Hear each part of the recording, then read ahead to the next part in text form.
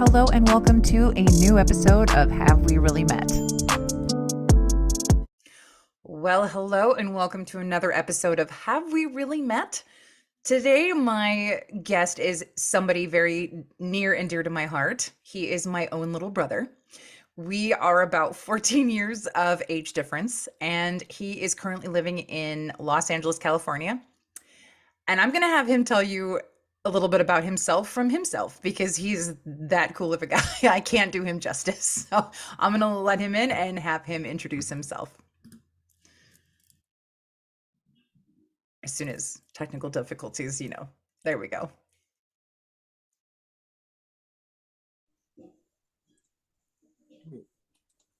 There we are. There you are. Hello. Hello. So, welcome to the podcast. And have we really met? I like to think so. Being blood related helps. Okay, so give me your quick rundown. Who are you? Hello, my name is Nathan Russell Smith-Finley. I am 27 years old. I currently live in San Bernardino, California. I am a professional actor, have been for the last 4 years, but actually, no. I've been professionally acting for almost 10 now. And but I've been acting ever since I can remember. Like I've been doing shows and stuff since I was a kid. Since you were born. Let's just be Yeah, honest. Since you were born. Yeah. That's just See, because that's the good thing about our age difference is I can tell you all the embarrassing things you used to do as a toddler that were super adorable, but it was all in the vein of, let's quote John Lovitz here, acting, Yeah, like the bucket on my head. I think, that was that was one of the best bits. That's a good portion of my life. Well, as I was telling Mom, the reason I used to do that was I was pretending it was a knight's helmet. It didn't have a visor, so I had to continually look at my feet, but it was my knight's helmet. Right. So just for clarification, so Nathan and I share the same father, but we have different mothers, but that doesn't matter because his mom is my mom. So she definitely adopted me as soon as as soon as my dad married her, like I was adopted. That was end story. So, okay. So where do you live now? So I'm originally from Rancho Cucamonga, California, but I am now living in San Bernardino, not too far from the Cal State San Bernardino campus, to give viewers who live in the area a good approximation. Okay, yeah, I totally messed that up. I said near Los Angeles, but I mean it's near-ish, but you know, it's not too far from Disneyland. That's the only thing that matters. So exactly. If you can get to Disney, you're good. You're golden. Okay, so if I forgot what I was going to ask. I had it and then it went away. Okay, so acting. So what got you into acting?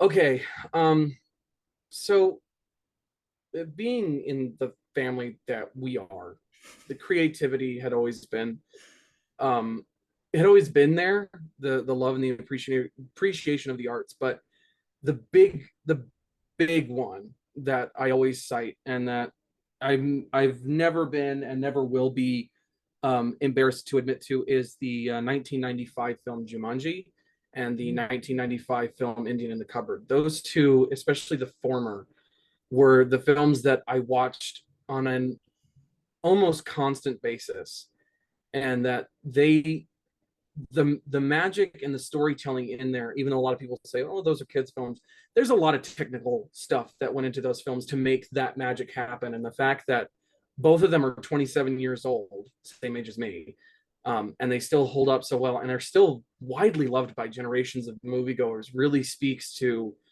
how they were made and the stories in which they're telling, because both films, in my opinion, are incredible stories of coming of age, of understanding what it means to be responsible, to be a responsible adult, and to never be afraid of what you think might harm you, because in the end you can overcome it if you just stand in the face of it.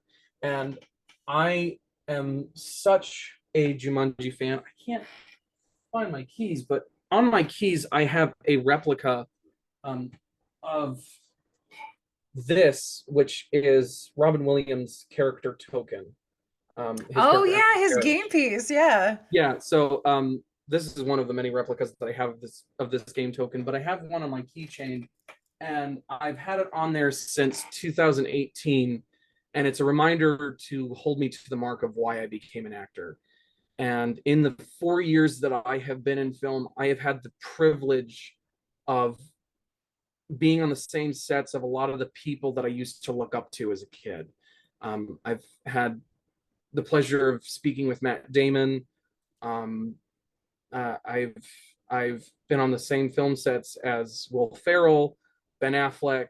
I was on a James Mangold film for a hot second, which was really great. Um, I've done a lot of background work, but I've also done a lot of just in forward film work and behind the camera, and that same magic that I used to see when watching those films is still there to this Mhm. day. So it's something that for me never gets old and probably will never will. I'm super jealous because when I was in high school, that was like my biggest goal in life was I'm going to be an actress someday. I'm going to be on the, and I would tell everybody I'm going to be an actress. And I was so determined, like I was determined. And then, um, I got hit with how much it was going to cost to go to college to do that. And I was just like, oh, maybe I don't do that. Yeah, And, but I I, completely understand. but I fell in love with acting when I was in high school, and it was my freshman year. And I remember that I met a couple of people who were, a couple years older than me in high school, and they were just like, "Oh, you would be so great and you're so dramatic." Because I would always like put on voices and stuff whenever we were talking or, bantering back and forth. And I'd always throw into a British accent because we were really big Monty Python fans in our house. And we Yep. always used to watch all the BBC comedies like Red Dwarf and Faulty Towers and stuff. So I would always do all the British accents. And I just remember one of the kids was like, okay, you're a freshman, but literally you could take all of us on this. Like you should go join. So I did, and I ended up getting the lead my first year as a freshman. Usually it goes to seniors. Dang. Every single year it goes to seniors. And Oh yeah. yeah, I landed the lead of a Sherlock Holmes play. We were doing Hound of the Ooh, Baskervilles, so I got to play Lady Agatha. my And favorite story. I was so excited. So I was entering into monologue competitions. We would go to state competitions. We got really lucky because my drama teacher was really big about taking us to live tapings. So we got to go to a couple of live tapings, and my favorite one, I'll never forget this. In Queen Latifah, if you ever watch this, I'm so sorry. So we got to go see a live taping of Living Single, and a friend of Ooh. mine and I were getting kind of bored in between takes because they had to reset the scene a couple of times.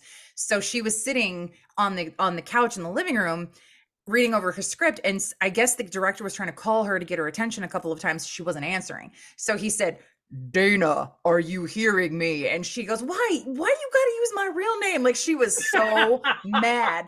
And I just remember, oh my God, she has a name. Like I was like her name's not Queen. Like oh my God. And the funny thing was like I was one of the biggest Queen Latifah fans at the time because she was at that moment she was a big actress. She was also a rapper, but she was also Mhm. representing who I was at that time, was the tall, voluptuous woman that was not very well represented in Hollywood. So seeing her out there and being herself and being authentic and being brash and loud, and I was just like, I love her. So during one of the pause moments, we thought that it was perfectly okay to talk. So the person sitting next to me and I were in this big conversation, and we didn't hear that they were calling for people to be quiet.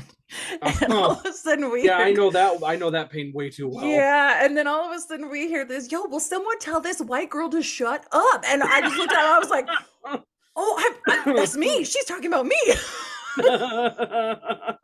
I was never so grateful to be told to shut up Oh. ever in my life. True story though. But it was just like, oh my God. And after that, I just thought like every time we went to go to a taping, just seeing the dynamic between the actors and just seeing how they were, bantering back and forth over the script, they were improving lines. Mhm. And it was just so incredible to watch. And then we got to go to a taping of Boy Meets World, and Oh it was a man. totally different vibe. They were not as congenial with each other that the group of Living Single was. And Kim Fields, she's a comic. She is so good on her timing. And so she was just like roasting people in between takes and stuff. And it was hilarious to watch. But then the Boy Meets World thing, they were, it was just like this very white bread type of taping. It was just not as entertaining. And I understand there's like this big love for Boy Meets World. I get it, but I was so bored at that taping, and I was just like, Oh well, man. I don't know if I want to do I've that. I've only done tapings for sitcoms a handful of times, and I got a lot of great work on this one sitcom called In the Cut, which was about a barbershop. And that experience was so wonderful because everyone on that set was really calm, and like they were always there to have a good time, and they were always bantering about, well, let's change up the line here, let's see how this reads. And I knew I was going to have a good time on that because I never worked more than 8 hours. And most sets that you work on, you're looking at somewhere between 12 to 16 hours. 18 is the most, but I have worked sets that have gone for 20 hours. And Dang. Ugh. yeah, one of, but I think one of my favorites that like went for one of those times was I did Pink's Walk Me Home, and we were filming that in the I Universal my backlot. daughters and I were so excited because Pink is like one of our favorite singers ever. So I was like, Oh my man. brother's in that. I showed it to my high school students. I was so excited. I was just like, that's my brother. Y'all don't Oh my even know god. that's my brother. I was so excited. But my call time for that was 6:30 in the afternoon, and they were really honest. They were like, we don't know how long this is supposed to go. We don't think it's going to go for that long because it's just some really simple outside stuff. I didn't get home until 6:30 in the morning. Yeah, I've heard And that they go I like that though. and I remember the crew was just really cool, and they were like, we didn't mean to keep you here this long. We're so sorry. We understand that it's cold and that you don't want to be outside, but if you just hang out in the cars, they're air conditioned and they're warm. So just wait in there until we call you. And everyone else was kind of like, me. I loved every second of it because we were shooting in the Universal Studios backlot. And anytime we needed to go back to holding, I had to walk through Hill Valley, California. So Oh, I had to cool. walk through, yeah. So I was, every time I was walking through town square of Hill Valley. And I remember at one point I wasn't needed. And so I was just kind of standing there looking at everything because I'm the big Back to the Future fan. I just went Hmm. to the 1:15 a.m. Twin Pines Mall event I this saw that. Okay, this I'm gonna last have to month. splice a picture in this and show everybody. But Um, yeah, I saw that. and I was just standing there looking at Hill Valley and just remembering it in my mind. And then all of a sudden this PA comes up to me and I'm thinking, oh, he's probably going to tell me to go back to holding. And he goes, it's crazy, isn't it? And I turn to him and I go, huh? He says, the DeLorean went right down that way and went back through time. And it's like, oh yeah, no, we're standing in Hill Valley. And so we just had like this huge nerd out moment where we were talking about how this is the biggest reason we love being in the film industry is Mm. because we get to walk in the same places as our heroes. And it's really humbling to know, yeah, this is where they made my favorite movie, and this is where, Michael J. Fox stood to do this one take. And it's just, yeah, it's incredible, and I am forever thankful and blessed that I have been able to do what I'm doing right now, and the fact that it is actually making a living for me, Yeah. so if anyone who's watching this who told me to get a different job, no thank you, because this one's doing just fine for me. I Yeah. hope that doesn't come off as rude or anything, but I'm making it and it's making me happy, so that's all that matters. Happiness is all that matters. And that's the thing. Like, okay, I didn't become the actress I wanted to. That's fine. Life had other plans for me. But I just remember that in high school, right before I was meant to sign up for like a whole bunch of college classes or something, not college classes, but like college prep classes in my junior year, I had a high school counselor Mhm. tell me, this is ridiculous. You're wasting your time. There's no future in the arts. So you need to pick a plan that gives you a path that's going to allow you to have a paycheck. And I just kept Yep. remembering, I'm like, okay, so what about all those people on Broadway? What about all those people who are on TV? Who about, Exactly. even the cast and the crew members of these things, they all take home paycheck. And as if I am approximate to all of that stuff, I'm okay with that then too, because I'm still working in that industry, Exactly. and that is not for you to say whether or not I'm choosing a smart path. Your job at this point is to support me because you are a counselor, not someone who Hmm. thinks that they're just going to like path my, the chart my path forward. Like that's not your job. And No. the fact that I was that outspoken about it, like really put her on edge. And then she told me that I was speaking out of turn, blah, blah, blah, whatever. And then my mom went and read her the riot act and was just like, how can you sit in here as a high school counselor getting people and students ready for their next level, telling them that all of their dreams are bullshit? Like, that's not what you should be doing. You should be encouraging them I and saying, oh, you want to be an actress? Cool. Here are all these programs that you can join, Yeah. and It encourage that. What I've learned in my 4 years of working in LA, one, the people who are serious about this job, you will see them all the time. Mm, And I have a good network of friends who all work in Hollywood, and we all know each other. We all talk to each other when we see one another on set. Number two, this is not as hard as people make it out to be, because the real people who stick around are always going to be there. You have some kind of in. You have somebody who can vouch for you at some point, or you can get a meeting with. If you really put yourself out there, if you dedicate yourself, if you say, hey, this is what I want to do, this is who I am, this is where I'm going to be, you know, you either might get to an A-list status, which would be amazing, or you can be that actor who's in literally everything, mm, and everyone says, oh, it's that guy, I love that guy, or I love that girl, or I love that person. And you can have that really impressive resume that carries on for the rest of your life and still get a steady paycheck and say, I made it. mm-hmm. I might have a bit part on Law and Order, but I'm still on that show. Right. I'm still in that movie, 100 years from now. For me, 100 years from now, when I'm dead and gone, people are still going to be seeing my face sitting behind Ben Affleck in The Way Home or The Way Back. Yeah. So, Yeah. I mean, for me, like, I'm good. I'm still living this dream. I've got aspirations, I've got ideas, but if I can get to even like a Bruce Campbell status, I'll still be happy about that. No, that's awesome. I mean, and everybody recognizes Bruce Campbell's face. I Yeah, mean, at because least people, they recognize his who, chin. Let's be yeah. honest, they recognize the chin.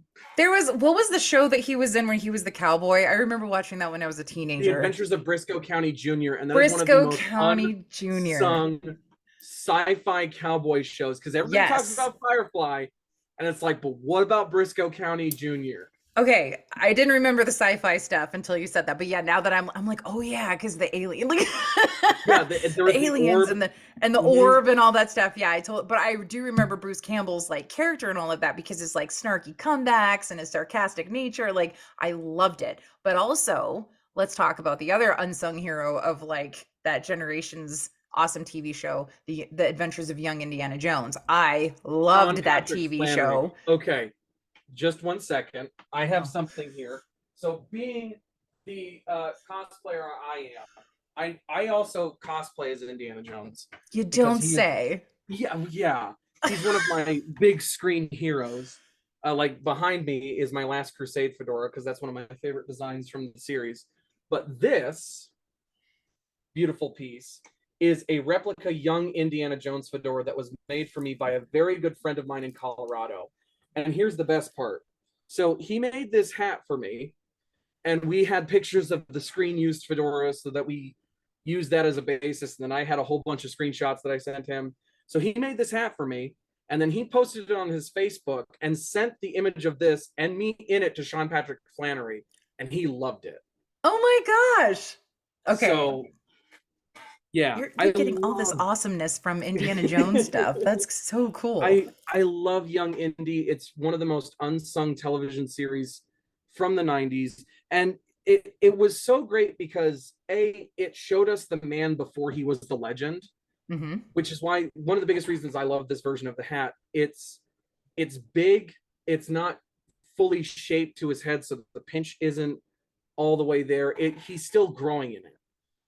And so of course it's not going to be like his Raiders hat, or it's not going to Yeah. be the Last Crusade, because he hasn't become Indiana Jones yet. He's still Henry Jones Jr. And Right. we watch him become that legend. And by far, my two favorite episodes of that entire series is Spring Break Adventure 1916, wherein he is kidnapped by Pancho Villa, because that is referenced directly in Kingdom of the Crystal Skull, which Hmm. makes the entire series canon now. And then Mystery of the Blues, wherein Harrison Ford came back to play Indy, uh, to boost the ratings of the show. And it's so great because he bookends the episode and it just feels so natural. And he's got his I didn't fugitive know beard that. going. Yeah. So before the series ended in 1993 or 94, they were having a bit of ratings problems. And so Lucasfilm contacted Harrison.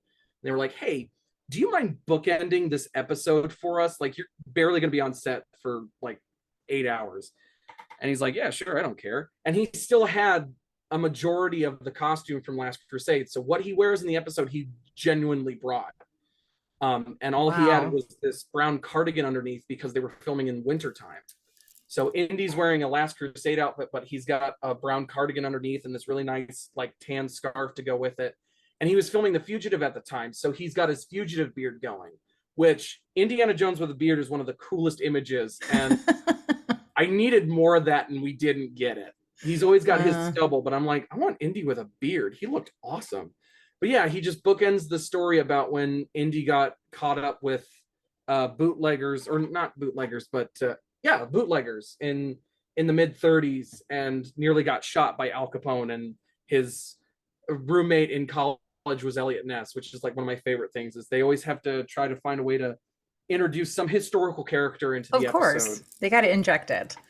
So, okay. Yeah.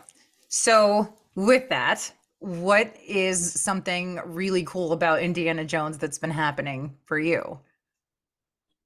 Oh, well, so I created, or I helped create the now largest Indiana Jones cosplay community um, in the greater Southern Los Angeles area. We are the California Jones Cosplay Group. And the the thing of it is, it just was supposed to be a whip cracking meetup with some of us, and we all decided to get in costume. And then we kind of said, hey, let's do this again. And we did it again. And then we did it again. And we're planning on doing it again this upcoming Saturday, the 12th of November.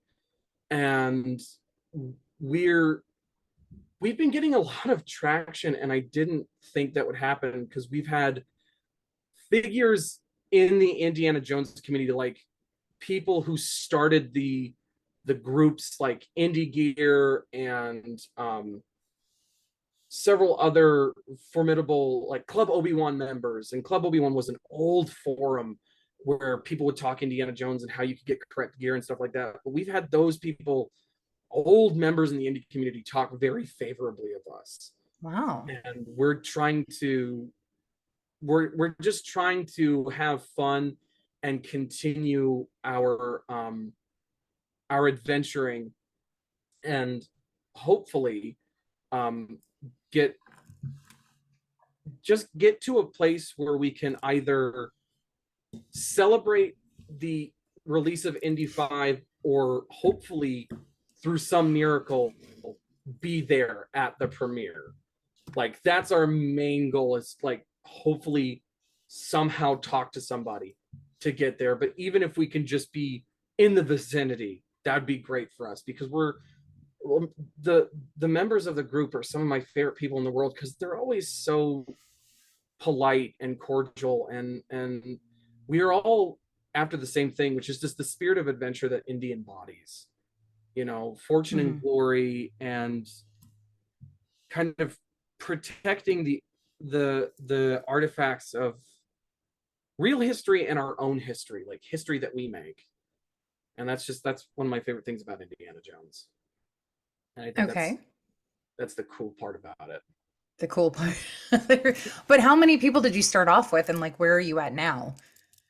So at the initial meeting, we had, I want to say, at most 25 people In the beginning.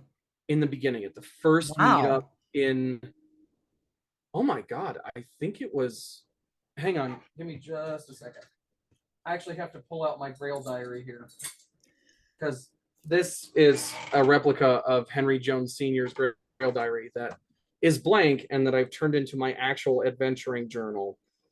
So all of my adventures are in here, and I have, here we go. Okay, so on May 23rd of 2021, that was our first official meetup. And we had about 25 members at that time. We are now currently, as of November 2022, sitting at 678 members. And that is the Southern and Northern California combined. And we are growing every single day. And we have people of the Northern California chapter, like up in San Francisco, asking us admins, hey, can we make meetings? And we're telling them, you don't really need our permission. I mean, yeah, just make sure that you post about it and you let us know, because we would love to see that. And you know, if we can work it out, we would love to be a part of it, because we have members not only from California, but we have like a handful of members from Colorado who are honorary Jones members, and they are members of the Colorado Jones group, and that they start because, you know, they inspired us as we inspired them. And it's Wow. just, it's like, my favorite thing is you'll find Indiana Jones cosplayers everywhere. And we were amazed that we found as many as we have, blown away by how many members we've actually been able to find and who have found us.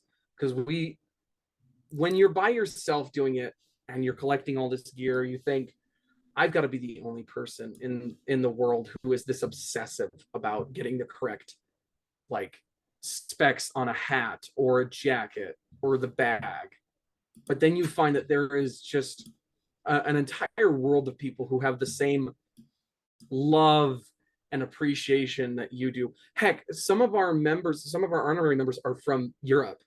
Uh, Two of the biggest ones I can think of are one gentleman is named Rob James, and he's a really wonderful gentleman that I've spoken to many times. And then I think there's another gentleman named Lester Jones.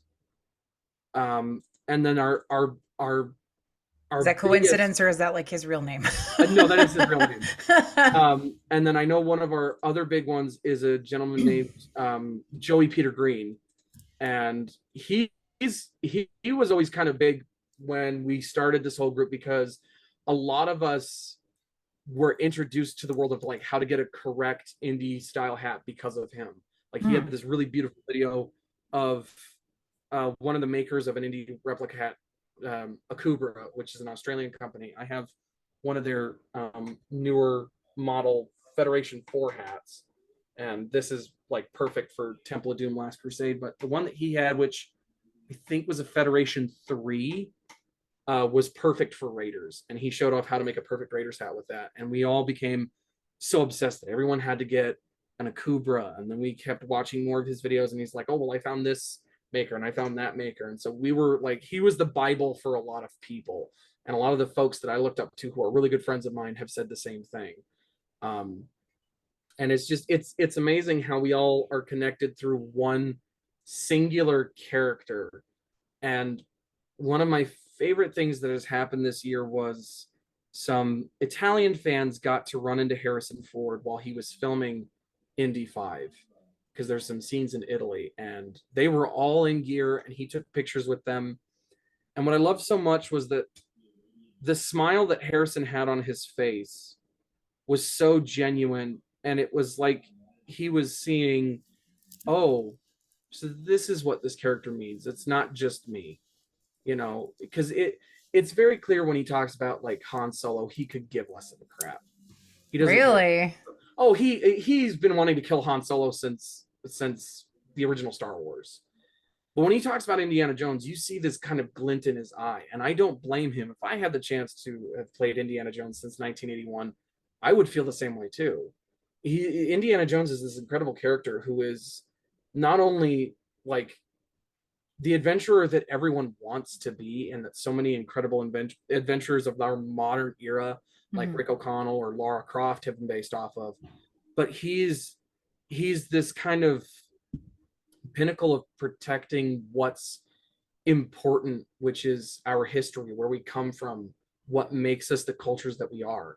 And the fact that Indy as a character is so respectful of um, all of those cultures, that he feels the need to protect them at every single point he can, is one of my favorite things, and is one of the reasons that I'm such an avid collector of historical artifacts, and such a purist when it comes to like, okay, you found this cool historical artifact, great, put it in the museum of its country of origin. And Right. very much it belongs in a museum, so that future generations can see, this is where you came from, this is who you are, Mhm. be proud of that.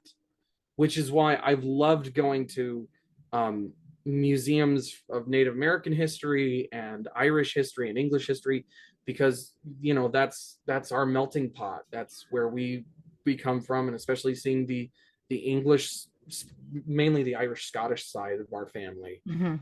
and seeing like, yeah, this is where we came from. We have, our great grandparents' immigration papers from Dublin into America.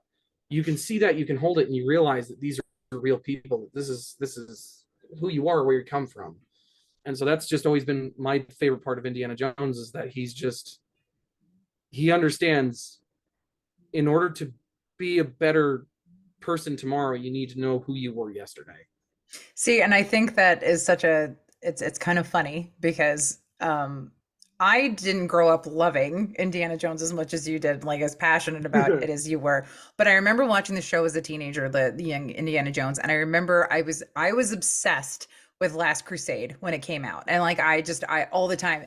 And my other brother Justin and I would like put forts and stuff up in the living room. We would play like we got to get in there in the temple, and I've always ever since, like, it's on my bucket list. I want to go to Petra and Jordan just so that I can Yes, stand outside same, and get there in front of the same. mass rock carving. But what's interesting about like where life took me, I didn't become an actress like I wanted to, but I became a history teacher because I was so exactly the same way what you just said, very protective of history, because I had the very lucky coincidence that the person that I married took us overseas, and I got to study history up front and close in the country in which it was originating. So Yep, living in Italy and then getting to go to Pompeii and walk these ancient villas that still had the charred wood intact, and then the mosaics on the wall, and then getting to go to the beach and simply going out 30, 40 feet into the water and looking down, and there's mosaics underneath your feet in the ocean because that's where it used to be a villa. yep, So getting there and seeing all of this stuff, and the Italians are they're very blasé about it because it's in their backyard, it's in their ocean. yeah, They know it's history everywhere. That's who we are. And seeing the way that they encapsulate all of this history in the stuff that's even modern around it, and they're very protective of it as well. And they have archaeological laws in the country that state if you find anything on land that you want to build on and it's older than 100 years, you have to all stop, and an archaeologist has to come and survey the entire land, and they have to continue to dig until they yep, stop hitting archaeological evidence. So like yep, it puts a stop on things, obviously, and it makes the people upset and they're grumbly because they want to build on their land. But it also made me realize just how important it was to preserve that stuff. And coming from living in Hawaii, where I was watching the systematic destruction of places that were sacred to Native Hawaiians, and just wondering, like, why is this okay? Why is that okay? And then when I moved back as an adult, I got very protective of it. Even though it wasn't my culture, I was still very protective of somebody else's culture being destroyed for the sake of profit and gain. Because yeah, what, you're going to put a freaking beach umbrella there where somebody's heiau was? Like, that's not yeah, okay. And watching all of these advocates say, you're not in the United States, you're on stolen land. Like, this is so, as a teacher, I get very irritated and I say irritated, but I'm very passionately outspoken about this stuff. But whenever I hear school boards talk out about how they need to save their children from being indoctrinated because teachers are teaching real history or CRT, it's not that we're indoctrinating, it's that we're trying to educate Mm, children from growing up believing this United States wonderfulness lie that we were not invaders or colonizers, that we were not building America on stolen land from indigenous, because that's a thing that happened, yeah, of and course. it's in every single archaeological thing that you go beyond the archaeological record for what the United States was, and it goes back thousands of years. To say that teachers shouldn't be teaching real history, that's disingenuous to the people that you've pushed off those lands. It's disingenuous to the people who still are alive today, whose generational, ancestors were there to tell them that story, to pass it down. So I Hmm.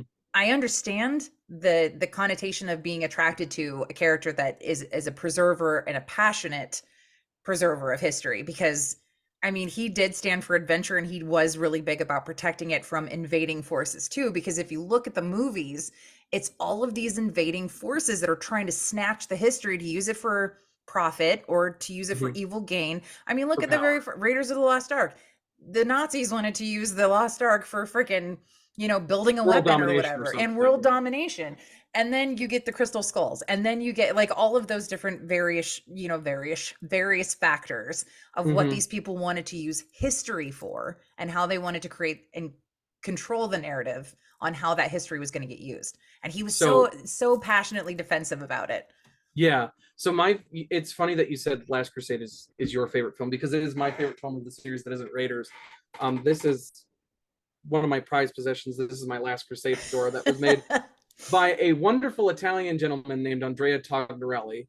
Um, this is one of my favorite hats of all time. But my favorite line comes from Henry Sr. from that film, which is, "The search for the Grail is not archaeology. It's a race against good and evil. Mm, Uh, if the Nazis find the Grail, then they will use its power to trample over the face of human history," or something along those lines. And it's so very true. And that's one of the biggest reasons that I love Indy as a character, is that, yeah, it it's always about stopping the invading forces. And that's why I feel Temple of Doom is very much a, like, to get on a small tangent about that, a very underrated Indiana Jones film, because the invading force is native to where Indy is. The Thuggies are invading the Indian culture and stealing the Sankara stones, mm-hmm. which give life to the people in those lands. And what I love so much is it is one of the best character arcs for Indy, because it's always about belief in the films. And for Temple of Doom, he's just like, it's a rock. It's a rock. It's just a bunch of hocus pocus. Um, but then he learns, no, people give myth power, and so long as we can keep those myths alive, then the power of what they mean to the people who made them and who passed them on is kept forever. And in that way, life flourishes. Mm-hmm. Because if you notice it, at the beginning of Temple of Doom, the entire village is destroyed and it's messed up.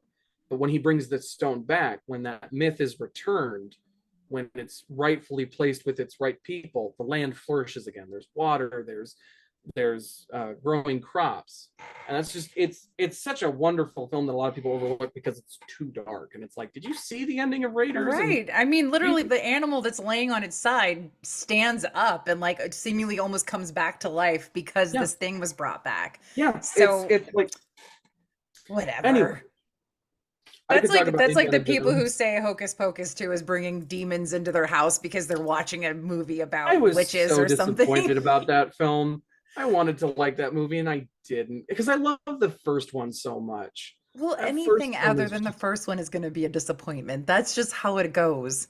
not true. I Evil Dead know 2 is you're the about to greatest say. sequel. Evil Dead 2 is the greatest sequel, and nobody will ever change my mind I about knew that. you were about to say, wait, hold up. Sequels are not always burnt. I know they're not. Because okay, case in point, my 90% of the favorite. time they are. Okay, yes, but when you said that you were standing in the place where what'd you say, your heroes that stood, like Oh when yeah. you're in, okay, so mine was getting to go to New Mexico and standing in the same desert that Young Guns 2 was filmed, because Oh, Young holy Guns 2 is shit, awesome. it is. And I remember I saw Young Guns 2 first. I didn't see the first one. And I remember my Oh, mom accidentally took us to go see it because we were originally, not that, like an 11-year-old needs to be watching Terminator 2, but that was the original one we went to go see. And the movie that played before Terminator 2 was Young Guns 2. And she was just like, "Oh, well, you might not even like it. It's a Western." And at the time, like I had just seen Raiders of the Lost Ark and I had oh, just seen Last Crusade. So I was like, okay, well, history's cool. I could like history. And then that was it. Billy the Kid. But more specifically, Emilio Estevez as Billy the Kid, because oh, really Emilio Estevez is like the Billy best the Billy the Kid actor I know. Billy the Kid was like the worst person for you to look up to when you're 11 years old. But I really Well, love, I don't know why, but that movie, like, I was obsessed with the movie and the soundtrack, the Bon Jovi oh, soundtrack for 2 years. And I was so convinced that like I wanted a Young Guns 2 birthday party. I wanted like the whole thing. And my mom was just like, I don't know about a Young Guns 2 birthday party. I was adamant. So she went down to Tower Records and asked the person behind the counter, do you have any of the promotional posters left from the soundtrack when it came out? And they had like a whole stack of them. So she bought them for oh like my 10 God. bucks or something. So the whole house was decorated and the soundtrack posters. I had a cake with two cowboy pistols on it. Like the whole, my mom was so cool. Yes. And I just Oh kept my thinking, like, God. as a mom now, like I would never put guns on a cake for my kid ever. But at the time, like it made sense, right? Like if you like cowboys and you wanted to have a cowboy, like why not? Yeah. Except mine just happened to be outlaws that were my heroes at that time. Oh, But no, I totally understand. In 2008, I became greatly obsessed with the film The Assassination of Jesse James by the coward Robert Ford. I became obsessed with yeah. that film and the actual history behind it. And to this day, I don't think anyone has portrayed Jesse James better than Brad Pitt. And it makes me so happy because I was watching an interview with him not too long ago, and somebody asked him what his favorite role and his favorite line from his filmography was, and he said it was Jesse James. And that just like made my heart sing because I love that film. And he said his favorite line from that film was actually my favorite line too, which is, I look at my red hands and my mean face and I wonder so much about that man that's gone wrong. Wow. Oh, that film has some of the greatest dialogue that isn't Tombstone. I have to rewatch it. Oh, I know. Tombstone. Are you kidding me? Tombstone Tombstone. has some of the greatest dialogue ever I written. have I have a t-shirt that literally says I'm your Huckleberry because I love that line so much. And every time one of my kids challenges me when they're like, you don't know, or like they're talking back, I'm like, well, I'm your Huckleberry. And they I'm your know, Huckleberry. like, oh, Yep. I've flipped mom's bitch switch because I had that a is the line. But it's the, and the saddest part, I think, of that movie, I think the saddest line out of Tombstone was when Val Kilmer says, I don't want to play anymore. And it's yeah. the last card game between him and Wyatt. And I just like, Yeah. that was the line that killed me, where he was just like, I don't want to play anymore. And it wasn't even the you're a stubborn son of a bitch. None of that. It was just the I don't want to play anymore. Because he Yeah. he knew he was done. And it was just but the whole movie is so good. The line that always gets me from Tombstone is also from Doc Holliday, which he's talking to uh Turkey Creek Jack Johnson about why he continually follows Wyatt into hell. Mm. And he says, Wyatt's my friend. And Jack says, well, hell, I got plenty of friends. And Doc just responds with, I don't. Yeah. That just like it perfectly sums up who Doc Holliday is as a person, but why Wyatt Earp was always somebody he rode around with was because Wyatt was the only, not only the only person, but the only law enforcement officer who ever understood Doc as a person. Yeah, and he totally accepted him for who he was. He knew he was a gambler. He knew he was a drinker. He knew he had TB. He knew all of that, and he still loved him and still let Yeah, him be who he. And he didn't treat him any differently than he treated his own brothers. And yeah, that was, I think, what got Doc just completely on his side about anything he yeah. asked. So yeah, I love that movie. Love it to death. And Oh man. I used to be like really into westerns, and it was mostly because grandpa was really big about westerns. Oh Like yeah. every summer that I went to go visit, I was always out in the garden with grandma picking strawberries or cucumbers or zucchini, whatever she was growing that summer, tending to her butterfly garden. Or I was in the house at grandpa's knee watching John Wayne or Clint Eastwood or all of what was the other one he used to have me watch too? Oh, The Lone Ranger. Oh man. Yeah. I remember Saturday mornings watching reruns of Lone Ranger. The main thing I remember about Grandpa was his stacks, and I mean stacks of Louis L'Amour paperbacks. Oh my gosh. Like Yeah. I legitimately have started collecting Louis L'Amour paperbacks, not only to read them, but just to have like that, because it's just that memory of like walking past his room and seeing those stacks of Louis L'Amour books whose Hmm. spines were more faded than anything in the shed outside. You could tell that he had read those books 1,000 times, but he never got tired of them. A lot of people always say that line of "I was born in the wrong time." That was our granddad. I Yeah. really think he was meant to be a cowboy Oh, for for sure. Well, some he was a some cowboy, reason. even Yeah, he though was a cowboy. he Yeah, was the there's romanticized version of a cowboy, though. Because let's he be was honest, real very cowboys were kind much, of bastards, but he was. yeah, he was very much the John Wayne, Clint Eastwood. Every time, it's funny. Every time I watch Unforgiven or Pale Rider, Clint Eastwood gives me such Oh, Grandpa Finley vibes. yeah. I don't know Okay. why. So, so our grandparents were on our dad's side, were the epitome of the Southern grandparents. Every time you went to go spend the summers with them, they Yeah. lived in deep South Arkansas, and they always did the same thing for all the grandkids. They would always indoctrinate them into the ways of you either fished for it, you grew it, or you picked it, and you ate Yep. it. And if you didn't, then you went down the street to go get it from your other farmer friends who were growing it, picking it, or. So we had this really great upbringing with them. They were very salt of the earth, down to earth people, very Yeah. humble, and their love story was amazing. And I didn't know their love story until my aunts had told us at one of our family reunions, because I had seen in this old picture a grandma with another gentleman, and I was like, well, who's this guy? And I think it was Aunt Ivana, and she was just like, oh, that is actually my dad. And I think I like grew an extra eye on the top of my head. I'm like, wait, your dad? Wait, what do you mean? Like there was another man? Like this whole thing. So the story goes that grandma was married to another man and grandpa was married to another woman. And around the same time, their respectful, whatever spouses left. Grandpa was left with our Aunt Deanie, who was at Oh man. 18 months old at the time. And then our grandmother was pregnant with Ivana, and her husband had said he didn't want children. So when she told him that she was pregnant, he up and joined the Merchant Marines and left. Oh, what a bastard. Yeah, so he either joined the Merchant Marines and left, and then she found out later she was pregnant, or he left after it was one of those things. Well, according to the aunts, the story goes that she divorced him thinking that he never wrote her again because he took off and left. Well, apparently he was writing her and had tried to like come back, and her mom had intercepted all the letters and wouldn't let him come back. Oh my god, just like the Notebook. Right? Crazy, right? Well, this is all during the 1930s, 40s, something like that. So it was like scandal. You divorced somebody, So that Right. was what happened to grandma. Well, she finds herself pregnant.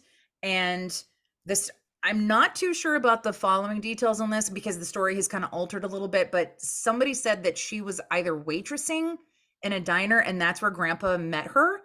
And it was because he was working as a welder or something across the street. Like I said, this story has been like told and retold to me, and like the details are different, so I might be skewing a little bit. But they met, and she was pregnant. Instantly fell in love, and he married her within like 2 months of knowing her. And then a month Yeah, after they that were sounds about married, right. yeah, and then a month after they were married, they welcomed Ivana into the world. So Yeah. he raised Ivana as his own. Grandma raised Deanie as her own. And then together they had two additional children, our Aunt Oh. Rosemary and then our dad. So this beautiful love story of this, like they both thought they were left and lost and didn't would never find love, only to find the love of their lives, and the next person that they met. And they became like the standard for all of us whenever we were Yeah. looking at what love should look like. I mean, they were Oh so my God. devoted to each other.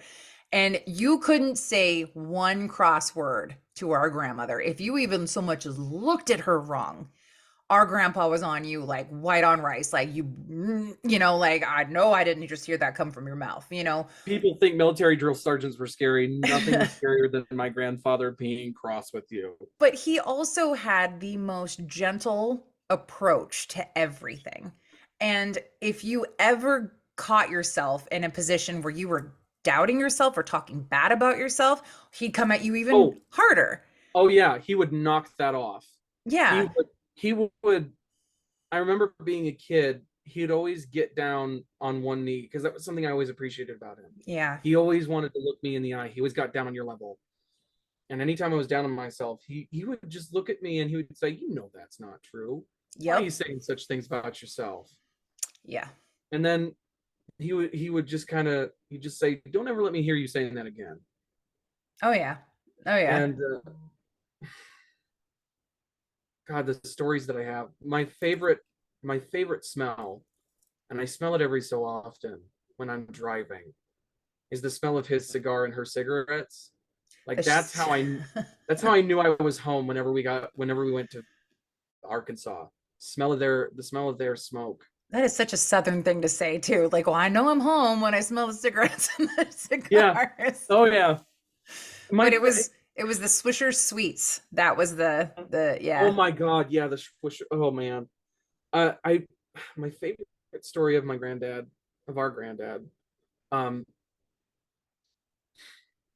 Dad and I were playing baseball in the front yard, and he tossed me a pitch, and I sliced the ball, and then it went straight into his shed window. You remember the shed? The Oh yeah. Yeah, that kind of served as a second garage. Yeah, it was like his workspace, but then he just kind of let it sit for a while. Yeah. So it went into that window, and I remember being so scared that he was going to be so angry. And he came out and he was like, "What the hell was that noise?" And Billy was trying to calm him down. That's our dad's name. I don't know why I said that. It's Um, fine. but he was like, "No, it's okay. It was just an accident. It was just an accident." Grandpa's just like, "Let me see, let me see." So he goes in there and he's just got this wide-eyed look on his face, and I thought he was so angry. And come to learn at his funeral from Aunt Helen, that was his favorite story to tell everybody. He'd go around to all of his friends Really? and be like, "Did I ever tell you the time my grandson broke my shed window? He's going to be the next Joe DiMaggio. You watch." And I can see him sitting somewhere talking to his buddies, being like, "I was cross. Oh, cross that he broke the shed window? What? Hell no, that the shed got in my grandson's way." He did always have a really good way of putting things. I loved Yeah. him so much. Oh, He did the two things that he did the most for me was one, he took the position that dad, kind of left as a void. Um, mhm. he always gave me the much needed male perspective, like older male perspective, like the father figure. He gave me the father figure advice. And when I say that I was in a really bad place when I went to go see them, I think in my like right, but it was between eighth grade and ninth grade, and I was in a really bad place because we had just moved, and then I had to start over at a new school, and my one of my best friends was not going to be able to come to the school that I was going to be going to, so I was Oh. like really lonely, and I was really downing myself because I had like, you're growing into a woman's body. It's like a weird thing, so I was doubting myself and I kept calling myself fat. And he was just like, you got to stop saying that. You got to stop saying that. Like, and I was just like, well, I feel it. So I'm just going to say it. And he was just like, but every time you say that, realize you're calling every female in your family a bad name. And I was like, what? And Oh. I was just like, well, I'm not even talking about them. And I got really defensive. And he goes, where is this really coming from though? And I said, it's because that's the way the girls at school look at me. And it's because that's how I look at myself. And he goes, baby. And he used to call me sugar babe. He was sugar babe. Come take a seat. And he would like pat his lap. So I went and sat on his lap and he was just sitting there and he was just hugging me tight. And he was just speaking life into me. He was like, if those girls can't appreciate the beautiful person that you are, then you don't have any business hanging around people that are going to bring you down. And if you can't find friends that are going to tell you how beautiful you are, then you need to go somewhere else and find those people. But if these are the only people that you have around you, he goes, be your own friend at that point, because fuck them, you know? Yeah. Oh my God. Yeah. That. Yeah. I just heard his voice say that. Fuck him. Yeah, and it was just like it's surprised because he never cussed ever, like not Oh around me, God. not No. at me, not around nothing. So Mm-mm. when he said the F word, I started giggling so hard, and he was just like, "Well, you don't think your old grandpa knows how to cuss?" And I was like, "Does Grandma know? You know, does she know you do Oh that? You man. know?" But like Oh. the very first memory I actually have of Grandpa was him being my hero because my mom had taken me to Arkansas to go visit with them, and I think I was like 3 at the time. We were standing outside in the yard, and my mom had told me not to go mess with the chickens because grandma had a whole bunch of chickens at the time, Oh and they man. had just had baby chicks, so she was just like, don't go mess with the chickens. But grandma was like, I want you to go hunt me some eggs, can you go get some eggs from the chickens? And I was just like, yeah, so I go in there, and she wanted me to see the baby chicks, like she was really excited. So I went in there and I came out holding two of the baby chicks. I was not shy, I was not afraid, I was like, look at the baby chicks, I was like super excited. And then this rooster from hell comes around the building. My mom says the only thing she remembers at that moment was me spotting the rooster, rooster spotting me, and chicks flying in the air as I took off running because that Oh bastard my was after God. me. And she said there was smoke coming out of your heels as fast as you were running around that damn yard. And your grandpa and all the women are freaking out. You need to get Nikki, and you need to make sure that the rooster doesn't peck her. Like they were just like screaming. And grandpa's just sitting back, cool as a cucumber, just like waiting. And then he just goes, Nikki, run this way. So I come running towards him, and I'm thinking he's going to grab me up. No, he reaches behind me, grabs the rooster up by the neck, whack, whack on either side with the rooster, breaks its neck in front of me, and then holds it in front of me and says, well, that rooster's not going to mess with you anymore. You hear me? And I was like, oh my God.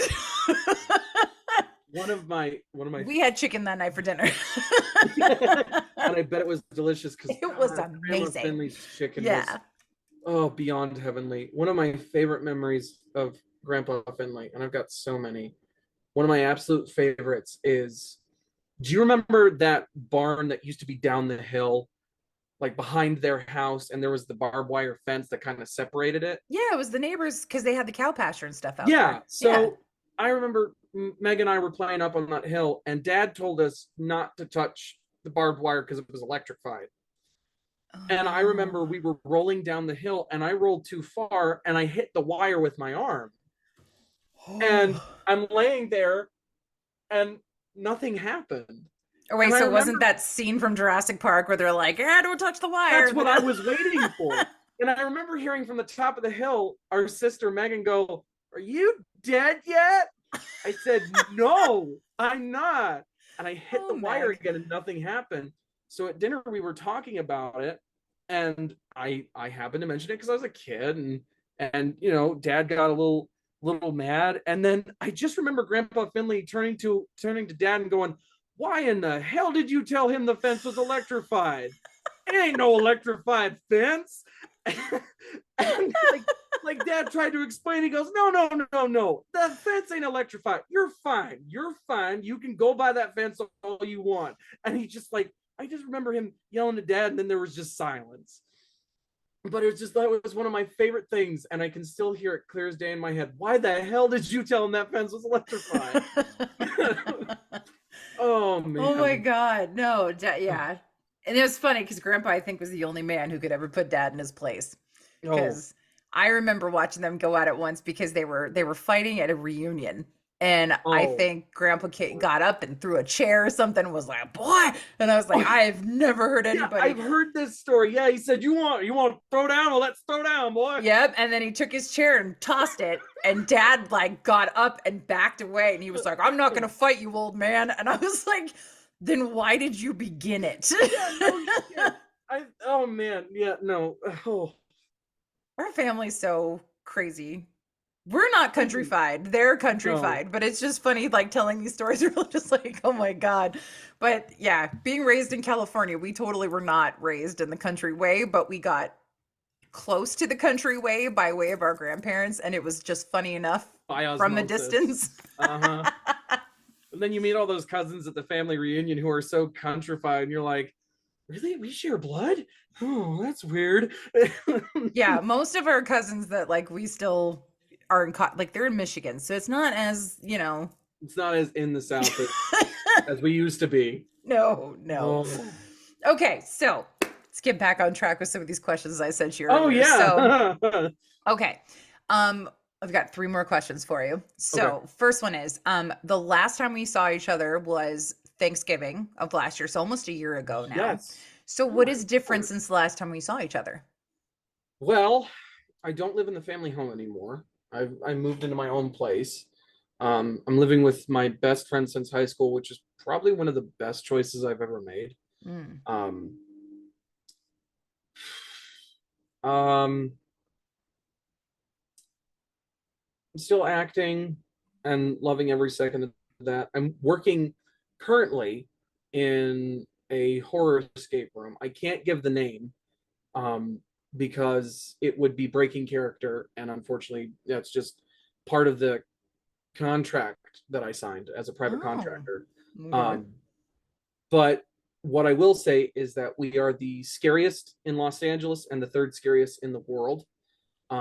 In 2021, we won an award for being the most immersive escape room in Los Angeles, or in the Los Angeles area.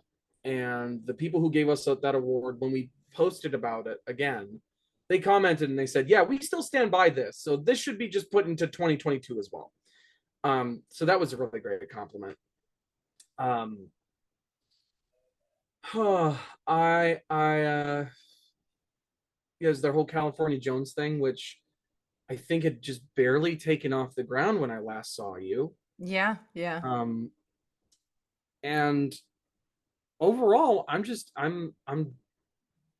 I'm living the best life I could possibly have asked for, because before I moved out, which was in late July, early August, I actually started my first week here, August, like the second week of August. And I remember being so terrified because I kept thinking, I'm not ready for this. I'm not gonna make it. But there's this little voice in the back of my head that said, no, you're gonna be fine. You know how to do this. And I'm 3 months in and I couldn't be happier. I have a job that gives me a steady paycheck every Sunday, um, that allows me to not only pay for rent, but anything else that I need. I'm not that far away from my family. I'm not that far away from the woman that I am madly in love with. And I'm just I feel complete.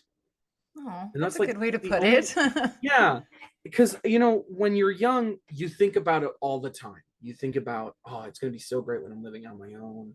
And then you get older and you start to understand responsibilities and you start to understand what comes with being an adult. And you're like, oh, maybe I don't want this. But then when you really get there and you really start making your own decisions and you live by your own rules and you start living by your own time, you realize what's important. You realize what was trivial. And if you know yourself well enough, you become content, but Oh, you're always reaching for just that little bit more. Because one of the greatest life lessons that I ever learned from my drama teacher in high school, I had two of them, Randall Schwartz and Michael Kramer.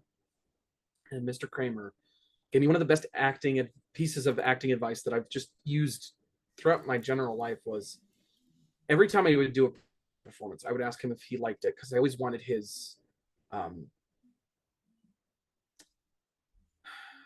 what's the word I'm looking for? his feedback or his like critiquing or Yeah, I always wanted his approval. He was very oh, much yeah. that. He was very much a Mr. Feeney type. Okay. Best way to put it. I always wanted to impress him, and I remember he would always give me the same note. It was good, but you always know you can be better. Hmm. And so throughout my entire life, I have been living by that. Today was good, but I know that tomorrow can always be better. I'm always thinking of life as a performance or a rehearsal to a bigger performance. And the greatest compliment I ever got from him was we did Diary of Anne Frank in the last year I was at that school. And we got to the final performance, and I kept asking him the same questions. And we got to the final performance, and I was walking up to him because he was walking up to me. And I just opened my mouth to ask the question, and he raises one hand, and then he sticks it out to shake mine. And he says, "Tonight you are an actor." And then Oh, he just turned wow. and walked off. And I just stood there, my hand still stretched out, my mouth wide open before I even asked the question. And that was the approval I needed. And ever since then, I've just been working to keep to keep making them proud. And anytime I feel like I'm faltering in a performance, I will hear their voices in my head giving me notes. My favorite note, which if I ever feel like I'm too quiet, I will always hear Mr. Kramer yelling at me from a black background. Enunciate. Consonants are your friend. It's some of the best acting advice I ever knew, ever had. Oh man. My But drama teacher was a little different. She was not as inspiring. I mean, she was great. oh, She was amazing. I'm not gonna lie. But like when I was moving and she came to my going away party, she did. She came to my going away party and I was leaving like end of sophomore year. So it was pretty cool that my drama teacher showed up to that. I that mean, is she didn't awesome. have to, but she did. And I was like, okay, so what are your parting words of wisdom for me? And she goes, I want you to leave with the understanding that you are amazing. You are a wonderful human being and you must never leave your bra in the dressing room ever again. And I was like, oh my God, she just outed me. Oh And it man. was only because like Um, I would always be the person leaving behind clothing, like all the time. And we were doing this airband competition once where we had dressed up like the cast from Rocky Horror Picture Show, and I was magenta oh, and I couldn't wear one of the bras that I was wearing previous, and I had to change it because I was wearing a white one. I needed to change to a black one, so it wasn't so obvious. And I left my bra, so when she came out the next day, she was like, "Somebody left unclothed yesterday," and I was like, "Oh shit, that's my bra. Like, should I say anything?" And everybody was like, "Dominique," it's like, oh my "Damn it!" God. But Thanks, guys. yeah, but what an incredible inspiration though, like just to have him walk up and. But I will say he should have stuck around at least for a hug because I would have needed a hug after I was that. able to get, so he was retired at that point. He had retired the year before, and I was a part of his last directorial show as a teacher. He comes back and directs all the time. But we had done was it Much Ado About Nothing? Or no. Uh, I want to say it was Much Ado About Nothing. Probably it was Much Ado. Um, and we were at the final performance, and I gave him the biggest hug, and I got to say a little speech at his going away party, which we had held in the cafeteria. And I got to tell one of my favorite stories, which was I would always say hello to him every day in drama class, and I would always ask him, "How you doing, Mr. Kramer?" He'd be like, "I'm fine, Nathan." And I remember at one point we were having that conversation. I said, "So how are you doing today, Mr. Kramer?" And he kind of stopped what he was doing, and he looked at me. He said, "Nathaniel, you have already asked me this question. I have already answered. I'm fine." And it's one of my favorite memories. And I told that, and it got a really great laugh. Um, but yeah, I don't know if you're ever watching this, Mr. Kramer, thank you and thank Mr. Shorts for always being the inspirations that I still look up to in my life, because I'm always wanting to impress them. Like, even though I don't ever know if they're gonna see a like what I do or not, but if they do, I want to impress them, and I want them to know that like I never forgot anything they taught me.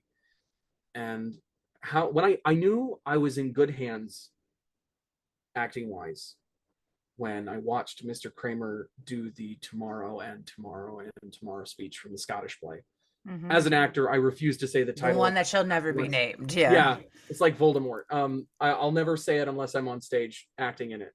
But he had done that entire uh, soliloquy, and I remember when he finished, I was like, okay, I need to listen to this guy. Mm. And then with Mr. Shorts, he was not only our drama teacher for my last 2 years. Oh, excuse me. That was a sneeze. That was a very quiet sneeze. Um, but he was also our technical director. So he understood both the forward and behind the scenes better than I think any director I've worked with since. And he was really great with comedy. I loved working in comedies, and the only time I came close to feeling like I was back in a Mr. Shorts production is when I did Moon Over Buffalo in 2018, and I was directed by a gentleman named Hedley Duncan, who is one of the most hilarious people I've ever met. Um, and that was a really, really wonderful show. And I will just say this, like, for the record, 2018 was the greatest year of my life, and it was because I was put up to a film challenge because I'm also a filmmaker, and I was put up to a challenge by a friend of mine to make one video, no matter how long or how short it was, but I needed to make one video for the entirety of 2018, and I did it, and it allowed me to really explore who I am as a filmmaker and who I am as a creator, and I found so many new stories that I never thought I would come up with or do. And I was doing that show at the time, and so I actually used my time there as one of the video sketches. Um,